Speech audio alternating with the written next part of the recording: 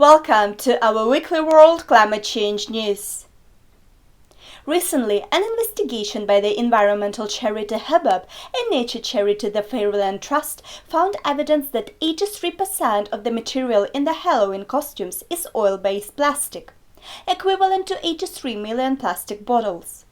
Both charities are urging families to avoid adding to problems caused by plastic waste by creating their own costumes from existing or second-hand clothing. Last week, the worst forest fires in a decade have raged through Lebanon. About 120 to 200 forest fires reached residential areas, forcing residents to evacuate at midnight. Cyprus sent helicopters, Greece and Jordan offered to send their help, and the United Nations Interim Force have joined the efforts. The Red Cross has identified that 18 people have been hospitalized. 88 received emergency medical care, and hundreds have lost their homes. Late on Friday and early Saturday, tropical storm Nestor spawned a string of tornadoes that damaged homes, uprooted trees, and overturned vehicles as it moved inland over the Florida Panhandle from the Gulf of Mexico. This weekend, the storm is expected to produce 2 to 4 inches of rain across the southeastern United States. El Niño is a naturally occurring band of warm water found in the eastern and central Pacific that can cause extreme weather events like floods, droughts, and severe storms. Researchers have found that climate change is making this phenomena originate increasingly far west, where the water is warmer. This can cause them to be more extreme.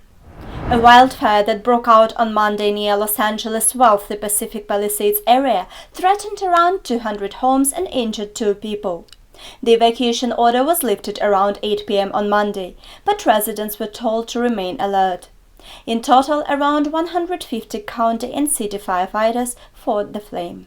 With the climate policy in the heart of his re-election campaign, Justin Trudeau was re-elected as Prime Minister of Canada, despite losing the popular vote. Progressive parties who support Trudeau will need stated they will align their policies with the government's goals about global warming and climate change, making net zero emissions by 2050 more possible. In a recent study published in the journal Proceedings of the National Academy of Sciences, scientists found high and rapid acidification of oceans after studying sediments and fossils.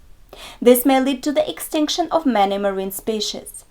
This rapid acidification has increased due to bad environmental practices that may result in an ecological collapse in the oceans. The report presented by the International Energy Agency shows that in the next 5 years to come, the renewable power could match the fossil power in generating renewable source of electricity.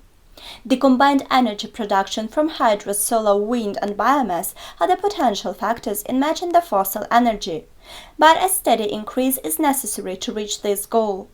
The agency forecast suggests that the only factor that could threaten the result is the rising demand in the power supply.